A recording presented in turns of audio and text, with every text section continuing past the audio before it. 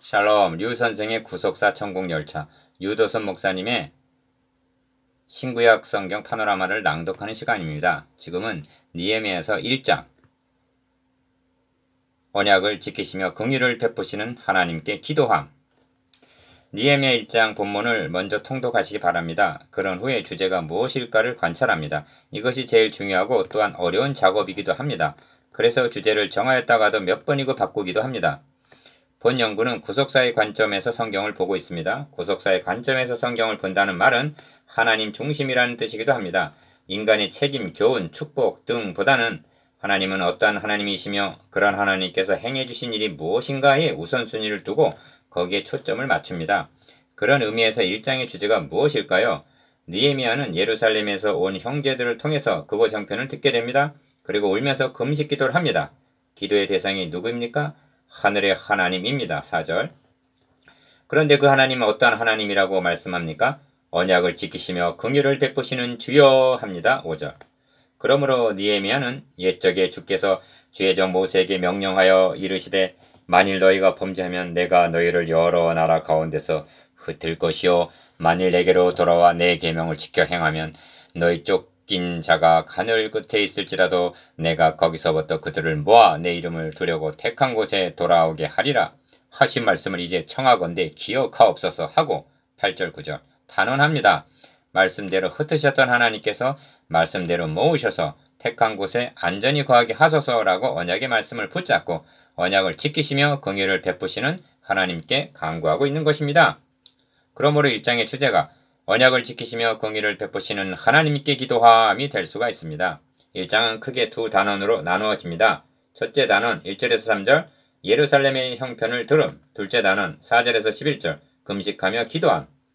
첫째 단원 1절에서 3절 예루살렘의 형편을 들음, 내 형제들 가운데 하나인 하나니가 두어 사람과 함께 유다에서 내게 이르렀기로 내가 그 사로잡힘을 면하고 남아있는 유다와 예루살렘 사람들의 형편을 물은즉 2절 첫째 단원 1절에서 3절까지를 읽어보십시오. 어떤 내용들입니까? 제목을 무엇이라 붙이면 될까요?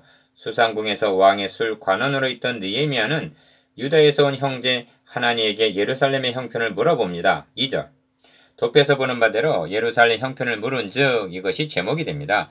이것을 네모로 묶고 표시를 합니다. 형편을 물었더니 무엇이라고 말했습니까?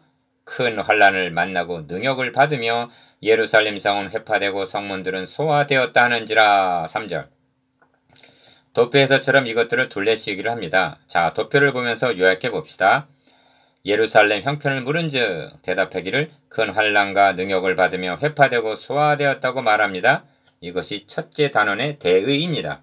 둘째 단원 4절에서 11절 금식하며 기도함. 둘째 단원을 읽습니다. 4절에서 11절 어떤 내용들입니까? 제목을 무엇이라 붙이면 될까요? 예루살렘 형편을 들은 느헤미야는 내가 이 말을 듣고 앉아서 울고 수일 동안 슬퍼하며 하늘의 하나님 앞에 금식하며 기도하여 합니다. 4절 도표에서 보는 바대로 금식하며 기도하여 이것이 제목이 될 수가 있습니다. 이를 네모로 묶고 표시합니다. 무엇을 기도합니까? 첫째는 범죄함을 자복합니다. 6절 자복을 둘레 씌우게 합니다. 그런 후에 뭐뭐 하신 말씀을 이제 기억하옵소서 하고 9절 기도합니다. 말씀을 둘레 씌우게 합니다. 느헤미야는 먼저 죄를 자복하고 다음으로 약속의 말씀을 붙잡고 기도합니다. 무슨 말씀입니까? 첫째는 만일 너희가 범죄하면 내가 너희를 열국 중에 흩을 것이요 8절 라고 한 말씀입니다.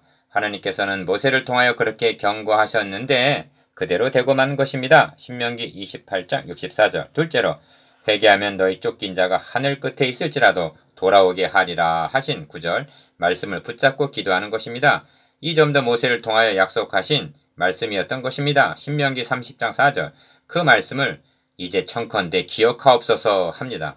이것이 바른 기도입니다. 하나님의 뜻대로 하는 기도입니다. 이렇게 할 때 담대한 기도가 되는 것입니다. 더 나아가야만 합니다.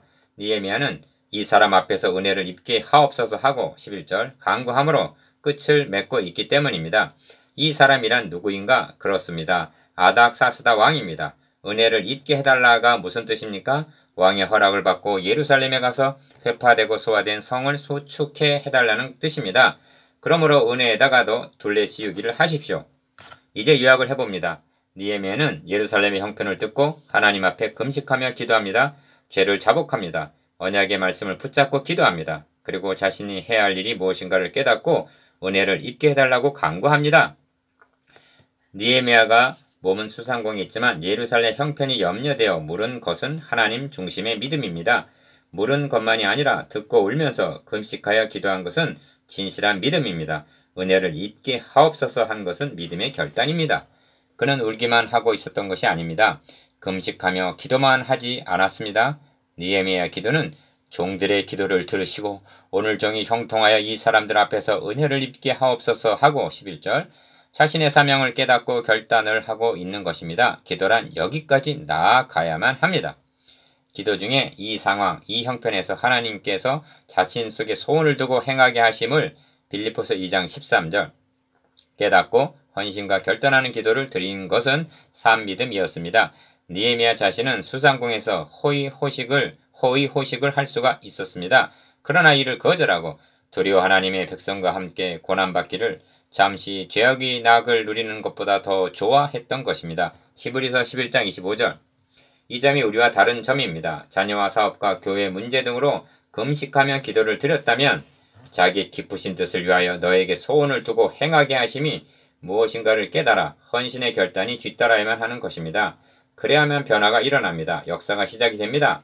행함이 뒤따르지 않는 기도는 죽은 기도일 수가 있습니다. 이제 도표를 보면서 여러분이 설명해 보십시오.